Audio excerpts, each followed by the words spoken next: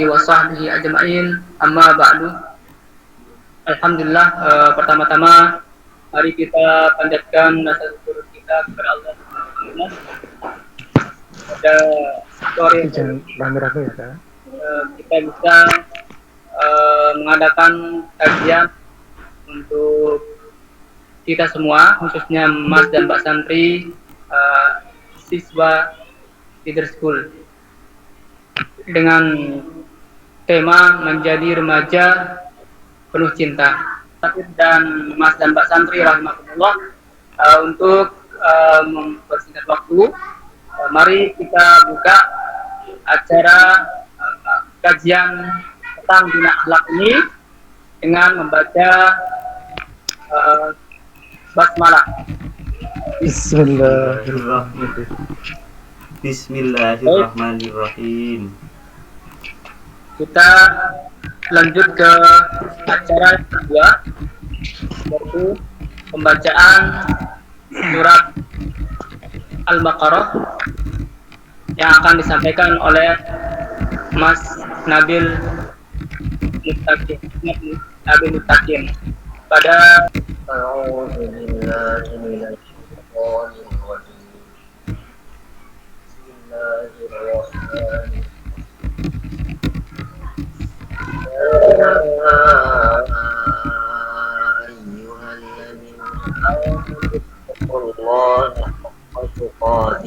ولا تموتن إلا وأنتم مسلمون واعتصموا بحبل الله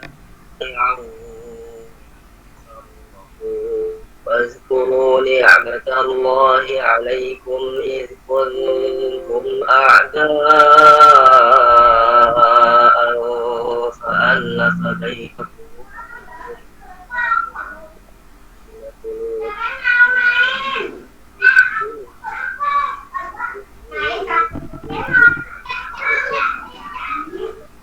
وكنتم على شفا حفرة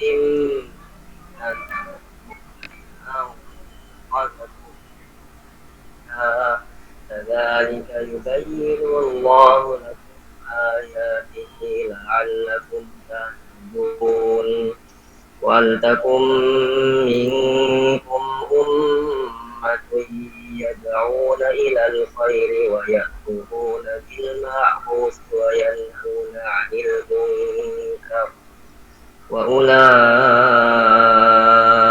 هم المفلحون ولا تكونوا كالذين تفرقوا واختلفوا من بعد ما جاءهم البينات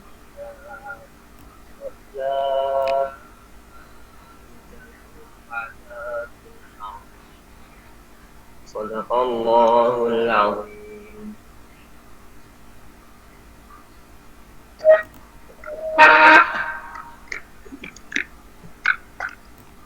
Baik, alhamdulillah.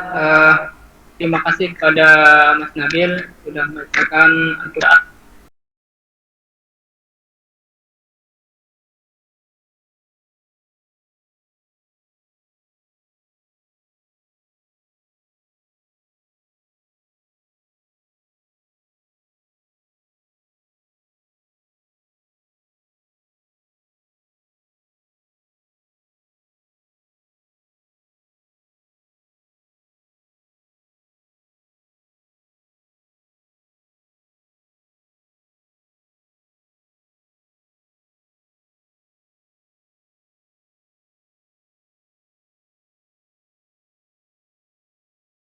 Yaitu acara inti bagaimana menjadi bekal bagi Mas dan Mbak Santri ke depannya, khususnya di era zaman sekarang ini, bagaimana menumbuhkan rasa cinta dan kasih sayang dalam bingkai Islamiyah.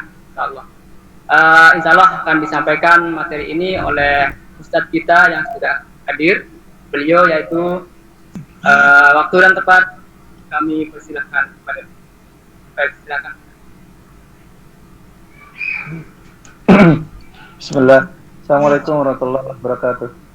Waalaikumsalam. warahmatullahi wabarakatuh. Alhamdulillah wassalatu wassalamu ala Rasulillah wa ala alihi wa sahbihi wa mawala mabada.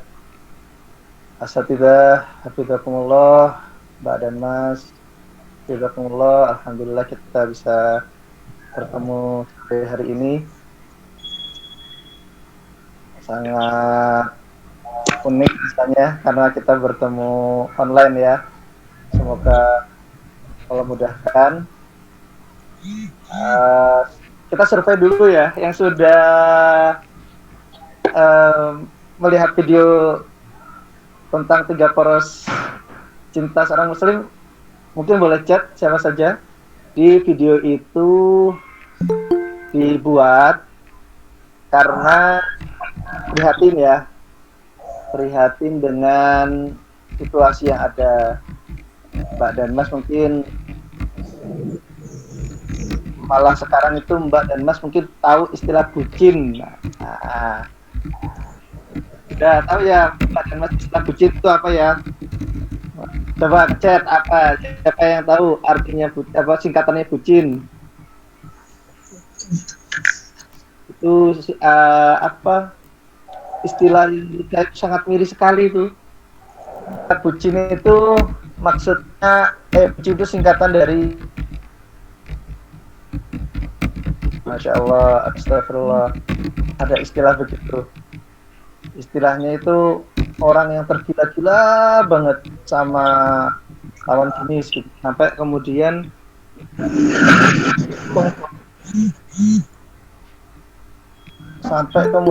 ya pokoknya apapun dilakukan untuk orang yang dia suka gitu. Orang yang dia suka mau baik kalau enggak, sampai bisa jadi dia kehilangan itu kepribadiannya hanya untuk membuat suka orang yang dia sukai. Allah, betapa cinta itu kemudian memperbudak gitu ya. Padahal ada satu ayat dalam Al-Quran, walladzina amanu asyaddu hubban lillah. Orang beriman itu cintanya kepada Allah itu sangat kuat, paling kuat. Nah, ini Allah menjelaskan bahwa orang beriman itu cintanya kepada Allah itu sangat kuat. Berarti cinta itu bukan sesuatu yang salah, gitu ya. Bukan sesuatu yang salah. Ketika Allah menyatakan bahwa orang beriman itu cinta kepadanya, sesuatu yang baik. Nggak mungkin cinta itu sesuatu yang salah, sesuatu yang jelek. Nah, problemnya kenapa kemudian cinta itu menjadi masalah dan banyak sekali orang yang tadi tuh menjadi bucin dan cinta tergila-gila gitu dan lawan jenisnya. Nauzubillah. Nah, semoga Mbak dan Mas ini tidak ada yang seperti itu gitu ya. Semoga melihat bahwa cinta itu sebuah energi yang sangat luas gitu. Nah, maka saya kemarin membuat video itu, dan di video itu sudah jelas disebutkan ada 3 poros cinta. Ada 3 poros cinta yang disebutkan dalam surah At-Taubah ayat 16. Nah, coba Mbak dan Mas ngechat atau mungkin speakernya boleh dinyalakan. 3 poros cinta dalam surah At-Taubah ayat 16 ini apa saja kira-kira? Oke, kita coba. Monggo Mas dan Mbak. 3 poros cinta seorang muslim dalam surah At-Taubah ayat 16. Zufar, silakan Mas Zufar, silakan menjawab. 3 poros cinta seorang muslim itu apa saja Mas Zufar? 3 poros cinta dan? Ya, ayo, boleh. Cinta kepada Allah gitu. Iya, dalam surah At-Taubah ayat 16 itu ada 3 poros cinta seorang muslim agar hidupnya itu penuh dengan kemuliaan, dengan kebaikan, dengan karya, dengan manfaat. Apa saja itu? Oh ya. Cinta pada Allah, cinta pada Rasul, satunya lagi berapa, cinta pada siapa ya? Ya, betul. Duanya sudah betul, tinggal yang ketiga. Ada yang bisa menjawab yang ketiga? Silahkan.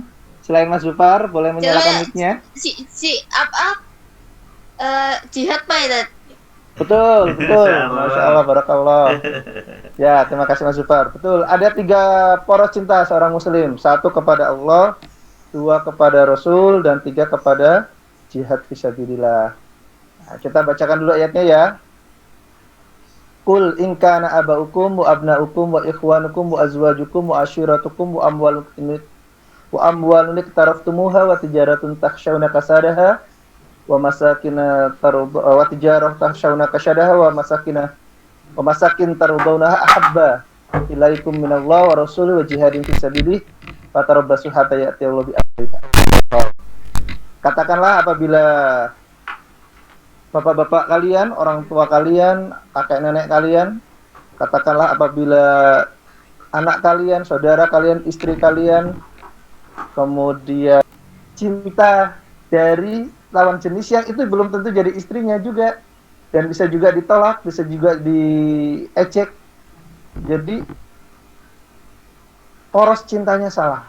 Nah, ini yang kemudian perlu kita pahami, Mas dan Mbak sekalian. Jadi mari kita belajar sore ini bagaimana sih kita ini bisa punya kepribadian yang glowing, benar-benar penuh cinta, penuh karya, penuh manfaat. Salah satu triknya itu ketika kita memporoskan hidup pada 3 cinta. Cinta Allah, cinta Rasul, cinta jihad. Terus cinta kepada orang tua bagaimana? Cinta kepada teman bagaimana? Cinta pada pelajaran bagaimana?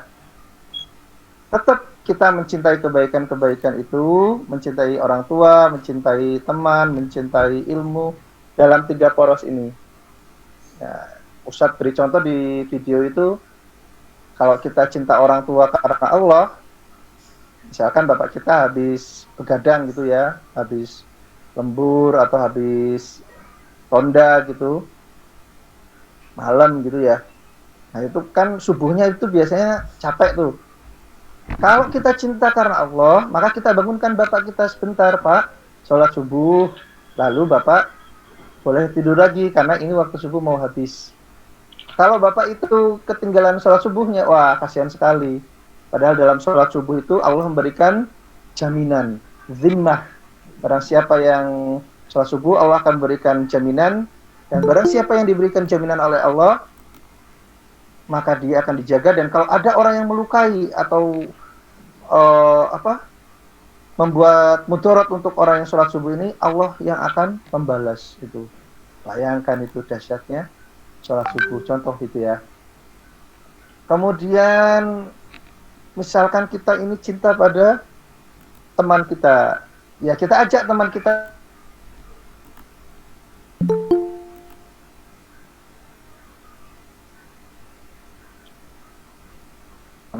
dalam rangka saling mengajak pada kebaikan, ajak pada karya-karya yang baik. Jadi tidak sekedar ngumpul-ngumpul atau bahkan ya Allah malam-malam motoran misalkan, atau yang perempuan itu ya sekedar kumpul untuk dandan gitu ya Allah. Tidak, tapi kumpul untuk membuat kebaikan, membuat karya, saling mengingatkan, sholat, waktunya sholat. Sekarang ayo kita buat karya dan seterusnya. Jadi seperti itu, cinta pada orang lain, pada sesama manusia, yang itu diporoskan pada cinta Allah, Rasul, dan jihad. Sebentar, kita mau jelaskan dulu cinta pada Allah itu apa sih? Cinta pada Allah itu berarti kita siap mengikuti aturan-aturan Allah dan kita yakin bahwa aturan Allah itu yang terbaik. Misalkan ya akhwat diminta pakai jilbab, itu yakin bahwa Allah itu memberikan perintah yang terbaik. Coba Mbak yakin bahwa Allah itu sumber kebaikan, maka seluruh aktivitas itu kita sumberkan kepada Allah. Seluruh aktivitas itu kita sandarkan kepada Allah. Seluruh aktivitas itu mengikuti aturan-aturan Allah. Maka dalam merumuskan cinta kita juga, kita itu mengikuti aturan-aturan Allah, tidak sekedar apa ya, apa adanya gitu, apa ngalir kemana ikut orang, enggak. Seorang muslim itu punya prinsip bahwa segala aktivitas itu mengikuti aturan dari Allah dan untuk Allah. Wah, itu dahsyat sekali. Misalkan begini, contohnya ya, ketika kita berkarya karena Allah gitu, kita membuat sebuah karya novel Islami misalkan, wah itu bisa jadi diejek orang, kurang ini, kurang itu gitu ya. Tetapi karena ketika kita menulis novel itu karena Allah, kritikan-kritikan itu kita jadikan pembelajaran. Lalu kita membuat yang lebih baik lagi karena Allah. Terus begitu berproses, maka insya Allah kita akan memberikan manfaat yang luar biasa, memberikan revolusi-revolusi dalam kehidupan ini. Rata-rata sebuah karya itu lahir dari motivasi yang tidak terbatas. Dan motivasi yang tidak terbatas dalam hidup ini adalah motivasi mengejar ridha Allah, mengejar kasih sayang Allah. Bukan mengejar muka orang lain, bukan mengejar popularitas, tapi memang mencari ridha Allah. Ketika nanti kita sudah berkarya, Allah kemudian memberikan ridhonya, Allah akan mengangkat kita, baik di dunia maupun di akhirat. Jadi itu motivasi yang pertama adalah motivasi karena Allah. Kita diejek, dikritik, kita tetap semangat. Dan dari situlah insya Allah kita akan melahirkan karya-karya yang luar biasa. Dan di situ juga kita akan terlihat oleh manusia sebagai manusia yang penuh cinta, sebagai manusia yang memang ingin memberikan the best, memberikan yang terbaik, sumbangsih kepada manusia. Pokoknya ketika asbab memang ingin berkarya dan itu ingin terbaik, pastikan ada motivasi karena Allah, bukan motivasi yang lain. Misalkan mau nyari misalkan mau ujian gitu ya, mau ujian itu kalau motivasinya nilai, mungkin belajarnya itu besok ujian, sekarang belajar. Tetapi karena motivasinya karena Allah, itu belajarnya itu bukan karena ujian, tapi karena ingin mencapai derajat yang unggul. Kan Allah sudah menjanjikan ya dalam surah Al-Mujadilah bahwa orang yang berilmu dan beriman itu akan Allah angkat derajatnya, baik di dunia maupun di akhirat. Masya Allah. Jadi sandarkan semuanya pada Allah. Dari situ kita akan menjadi manusia yang penuh karya, penuh cita-cita, penuh cinta. Pokoknya yang baik-baik itu akan keluar dari kita. Omongan orang itu insya Allah akan hilang dengan sendiri, insya Allah. Pernah ketika Luqman Al-Hakim itu dengan anaknya itu ke pasar. Luqman Al-Hakim dan anaknya ini bawa keledai satu tok. Nah, Luqman Al-Hakim naik keledai, anaknya nuntun. Diomong sama orang-orang, "Woi Luqman Al-Hakim, kamu itu gak kasihan sama anakmu. Kamu naik keledai, anakmu jalan." Terus tuh, nah, akhirnya tukar, anaknya yang naik. Itu masih diomong, anak, kamu nggak tahu adab ya, itu bapakmu kok yang nuntun kamu naik keledai gitu. Akhirnya apa yang terjadi? Luqman Al-Hakim sama anaknya naik itu, dua-duanya naik keledai. Masih diomong oleh orang-orang, Luqman Al-Hakim, gimana sih kamu nggak kasihan sama keledai apa? Itu keledainya itu dinaiki 2 orang. Nah, ikuti omongan orang atau kritik dari orang itu bisa sangat menjatuhkan. Dan kita sulit menghasilkan karya, sulit menghasilkan yang terbaik. Ketika ada kritik, kita dengarkan, oh ini kritik yang membangun, oh ini kritik yang ingin menjatuhkan. Kritik yang menjatuhkan itu tidak perlu didengarkan. Dan ketika waktunya tahajud, kita bermunajat kepada Allah. Ya Allah, izinkan saya melahirkan karya-karya yang luar biasa ya Allah. Melahirkan karya-karya yang bisa membuat saya ini punya pahala yang mengalir. Misalkan ya, kita ingin membuat tadi novel, ya. Kemudian novel ini menginspirasi, maka insya Allah pahalanya akan mengalir kepada kita. Mungkin Mas dan Mbak besok bekerja di dunia sains ya, dan penemuan Mas dan Mbak ini menjadi sesuatu yang bermanfaat bagi dunia internasional, bagi banyak manusia, maka insya Allah pahalanya akan mengalir. Ngomong-ngomong, Mas dan Mbak sudah tahu belum kalau kemarin itu adalah hari Women in Science Day, hari perempuan yang berkiprah dalam dunia sains. Jadi para wanita dalam dunia sains kemarin mendapat apresiasi satu hari bahwa mereka ternyata telah berkontribusi di dunia sains. Dan sepertinya dari kalangan muslimah itu masih langka. Indonesia pernah punya namanya Bu Gina Puspitasari, itu ahli rudal balistik. Nah, saya ingat Ustadz ahli rudal balistik. Luar biasa itu. Lulusan Prancis, orang Indonesia asli. Nah, maka Mbak dan Mas, yuk berkarya. Dan itu niatkan karena Allah. Insya Allah kalau kita niat karena Allah, motivasinya karena Allah, maka kita dan kemudian cinta atau passion kita karena Allah. Saya mau berkarya di bidang sains misalkan, itu karena cinta karena Allah, maka kita insya Allah akan melahirkan karya-karya. Kritikan, kemudian omongan-omongan menjatuhkan itu, insya Allah kita adukan kepada Allah. Ketika malam hari kita tahajud, ya Allah ada yang mengkritik saya rasanya sedih sekali, tolonglah saya, nanti Allah akan menolong insya Allah. Nah itu aspek cinta kepada Allah menjadi motivasi yang luar biasa. Kemudian cinta kepada Rasul. Nah ini maksudnya adalah melahirkan bagaimana sih Rasulullah itu ketika dalam hidup gitu ya. Rasulullah itu sering sekali waktu awal-awal dakwah itu diejek. Nah, coba Mas dan Mbak, apa yang pernah Mas dan Mbak baca dalam sejarah Rasul? Di situ Rasul itu diejek atau dihina atau apa gitu. Dan Rasul itu tetap sabar. Ayo, boleh mungkin Mas dan Mbak menuliskan. Oh, misalkan Mas dan Mbak pernah membaca sirah Rasul atau sejarah Rasul itu pernah ya Allah. Rasul itu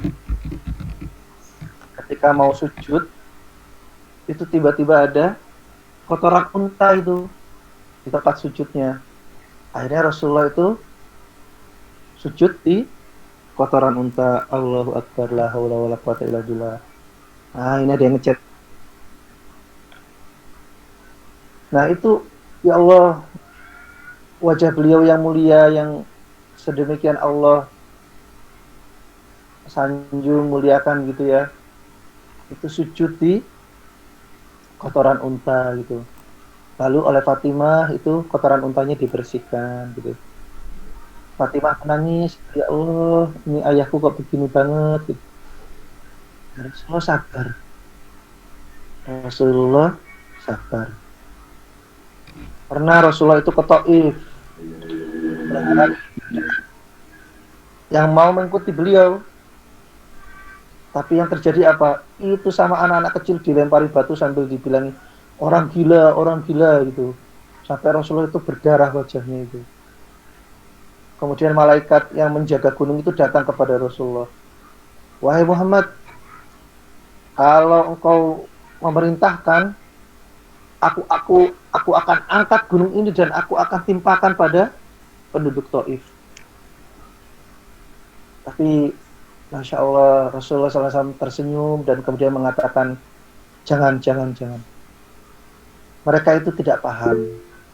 Semoga dari keturunan mereka itu akan ada orang yang alim. Dan betul, di generasi berikutnya, dari Taif ini banyak sekali, bukan banyak sekali ya, dari keturunan orang Taif ini banyak orang-orang yang soleh kemudian. Begitulah tercatat dalam sejarah. Jadi Rasulullah itu sabar gitu, dihina asal membawa kebaikan. Ketika Rasul itu membawa kebaikan dan dihina, beliau itu sabar. Dan ini menjadi inspirasi yang luar biasa Mas dan Mbak. Pokoknya ketika kita ini ingin berbuat baik, tetap semangat. Kita berbuat baik itu coba dengan bahasa sebaik mungkin, sehalus mungkin, selembut mungkin. Dan kalau dibalas dengan cara yang jelek, kita tetap sabar. Luar biasa, Masya Allah. Mungkin Mas dan Mbak ingin mengajak adiknya untuk ngaji, atau ingin mengajak Mbak, mungkin ingin mengajak kakak untuk sholat, tapi malah dimarah-marah. Aduh, kamu anak kecil nyuruh-nyuruh orang tua sholat. Ya, kita senyum, ya maaf ya kak, aku cuma mengingatkan gitu. Sabar gitu. Dari situ insya Allah cinta itu tumbuh. Rasa sayang itu akan Allah tumbuhkan. Insya Allah lama-lama orang yang kita ajak itu mau beribadah. Ya, yang sabar, tenang gitu. Kemudian ketika Rasulullah berkuasa, Rasulullah itu tidak sewenang-wenang. Ketika Rasulullah sudah menaklukkan Mekah, kemudian banyak orang khawatir. Oh, khawatir, aku khawatir nih. Nanti Muhammad ini balas dendam gitu ya. Itu pikiran orang-orang Quraisy waktu itu. Tapi Rasulullah mengatakan, barang siapa yang masuk rumahnya, dia aman. Barang siapa yang berlindung di rumah Abu Sufyan, maka aman. Rasulullah ketika berkuasa itu tidak sewenang-wenang. Nah, ini juga memberikan pelajaran bagi kita, Mas dan Mbak, apabila nanti memiliki sudah, misalkan ya Mas dan Mbak terkenal atau memiliki popularitas yang baik, harta juga sudah banyak, maka hendaklah tetap rendah hati. Itulah contoh cinta dari Rasulullah. Luar biasa beliau. Jadi para sahabat itu saking senangnya ketemu Rasul itu hampir tidak pernah melihat wajahnya Kanjeng Nabi. Itu menunduk gitu ya. Saking saking ta'zim kepada Rasulullah. Para sahabat itu selalu rindu kepada Rasulullah. Kalau akhlaknya itu luar biasa. Bagaimana kemudian kita meniru beliau, kemudian bagaimana kita ini menjadi inspirasi dan selalu dirindukan oleh teman-temannya. Wah, orang-orang Mas Zufar ini sepi, nggak ada lu, nggak rame kan gitu, kayak iklan rokok itu ya. Wah, kalau nggak ada Mas Kiki gitu, wah nggak asik gitu ya. Jadi kita dirindukan oleh teman-teman kita seperti Rasulullah SAW. Nah, yang ketiga adalah cinta kepada jihad. Jihad ini adalah mengerahkan semua kemampuan untuk kebaikan. Mas dan Mbak adalah belajar, maka jihadnya itu belajar. Maka semangat benar-benar Mbak dan Mas untuk belajar. Cintai betul pelajaran. Yakinlah bahwa pelajaran yang dipelajari itu membawa kebaikan. Dan ketika ada kesulitan, berdoa kepada Allah saat tahajud. Ya Allah, saya ini nggak mudeng. Maksudnya perbandingan ini apa? Minta doa kepada Allah. Minta kepada Allah, berdoa kepada Allah. Ya Allah, tolong saya ini dijelaskan tentang pelajaran matematika yang tadi pagi diajarkan, saya nggak mudeng ya Allah, padahal besok pagi saya ulangan. Nah, ini kita berdoa kepada Allah. Insya Allah, Allah akan mengabulkan.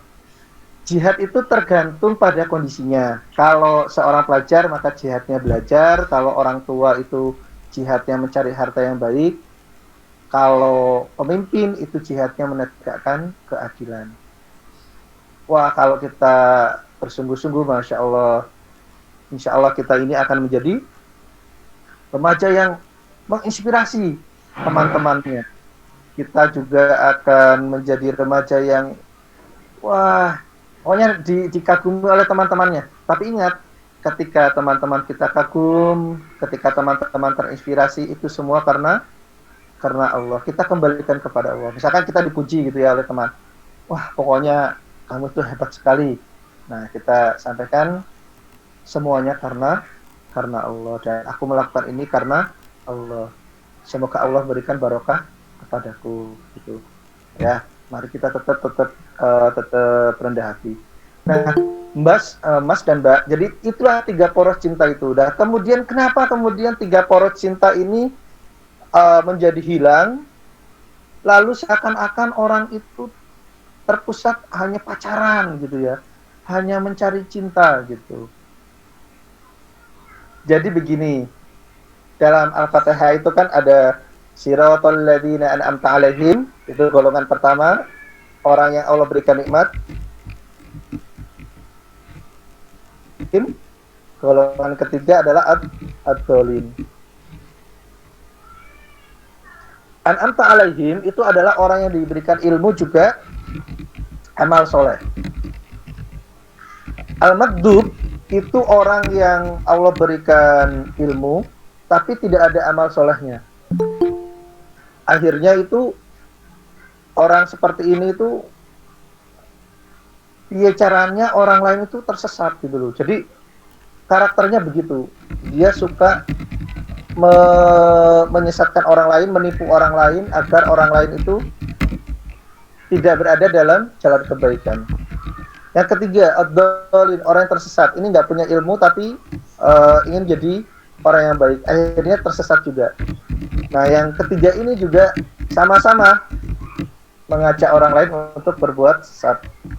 Nah, al-maghdub dan ad-dhalin ini kemudian membuat kampanye-kampanye agar remaja Islam itu melupakan Allah, Rasul, dan jihad. Yang dilakukan oleh al-maghdub dan ad-dhalin ini, ya caranya remaja Muslim itu hanya tahu cinta lawan itu. Nggak usah mengenal Allah, nggak usah mengenal Rasul, nggak usah berkarya.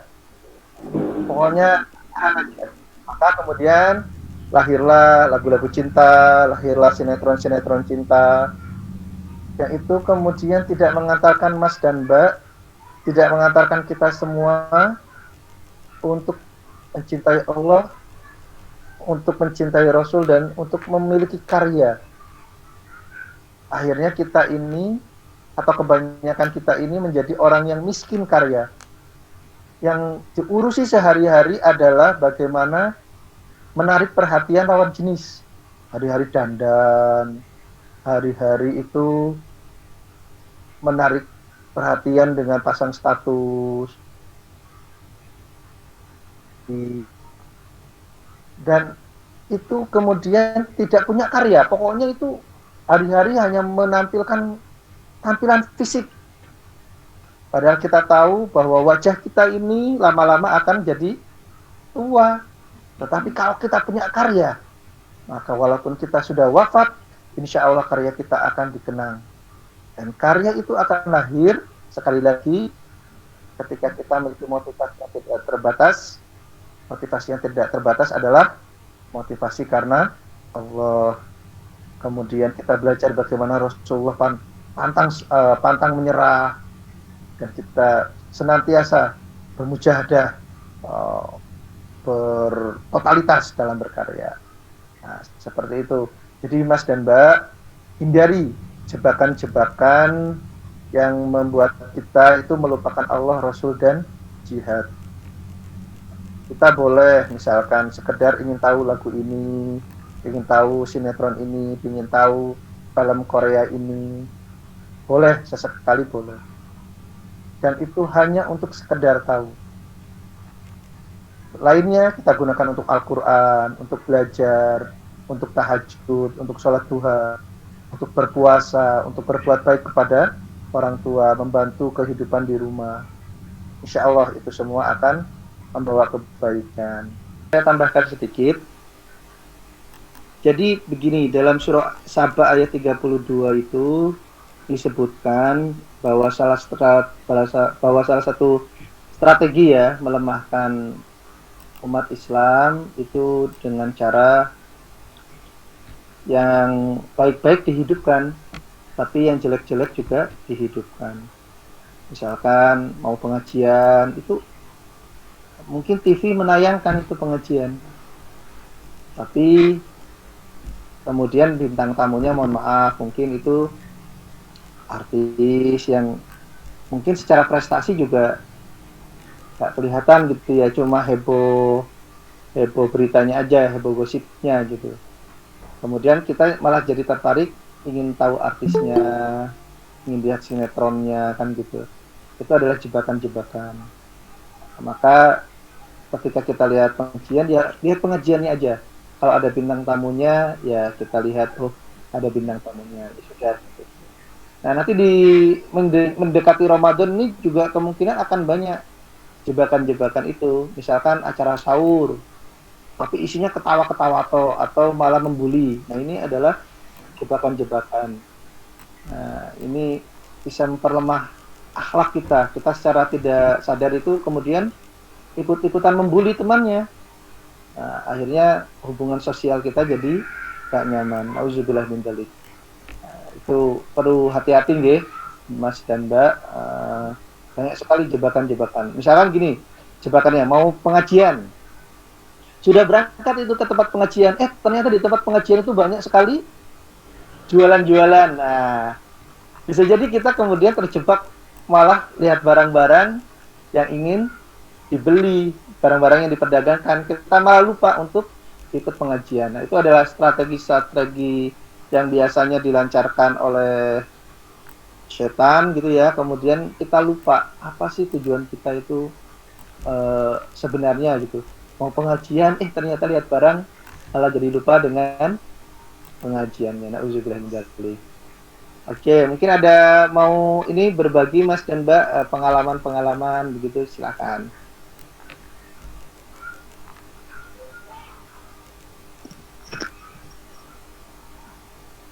Silakan Mas dan Mbak yang mau bercerita, berbagi. Mungkin ada yang mau.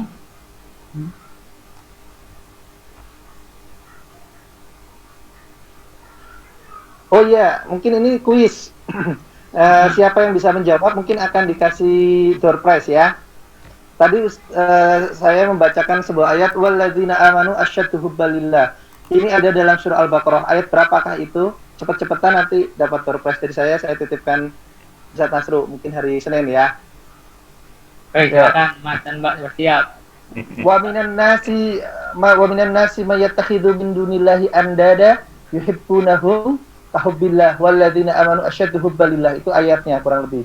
Itu ada di surah Al-Baqarah. Tapi saya nggak mau menyebutkan juznya karena Mbak-mbak dan Mas-mas sudah pinter-pinter, insyaallah.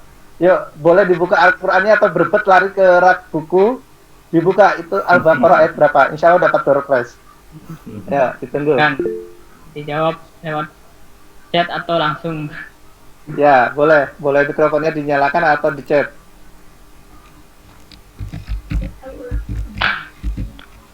Ya, ada yang sudah nyala mikrofonnya, silakan. Ya, silakan jangan berebut. Sudah ada yang ketemu? Oh, ya belum. Wa minan nasi may yattakhidhu min dunillahi andada yuhibbunahum kahubbillah walladzina amanu asyaddu hubbalillah. Dan orang-orang beriman itu cinta kepada Allah itu sangat kuat. Jadi ciri orang beriman itu cintanya kepada Allah itu kuat. Sehingga cinta itu sebuah energi yang luar biasa. Ayo. Ada betul, Masya Allah. Mas Wafi. Mas Gavi ya. Ya betul. Ya. Itu adalah Al-Baqarah ayat 165 juz. Wah, ini ya. Sekarang pertanyaan kedua. Ayat 165 itu ada di juz berapa? Silakan. Ayo. Al-Baqarah 165 itu ada di juz berapa? Wah, ini Mas Faris Ajis, betul. Ada di juz 2. Berarti ada 2 orang yang dapat. Baik. Mas Baik juga. Yang 3. Ada 3 yang dapat. Masya Allah. Wah, barakallah. Kurang lebih begitu. Alhamdulillah ya. Mungkin dari saya seperti itu, Ustaz Nasru. Kepada Mas dan Mbak, saya mohon maaf mengulangi lagi bahwa mari jadikan Allah, mari jadikan Rasul dan jihad itu sebagai poros cinta dalam hidup kita, sebagai poros motivasi dalam hidup kita. Yakinlah, bismillah, ketika itu kita jadikan sumber motivasi, kita insya Allah tidak akan patah oleh omongan orang, kita tidak akan menyerah dengan keadaan. Ketika ada masalah, insya Allah kita akan mencari solusinya, mencari solusi dengan cara berdoa kepada Allah sekaligus mencari usaha-usaha untuk mengatasi masalah itu. Demikian dari saya tutup dulu nih. Setelah itu saya kembalikan ke Ustaz Nasrul. Wassalamualaikum warahmatullahi wabarakatuh. Waalaikumsalam warahmatullahi wabarakatuh.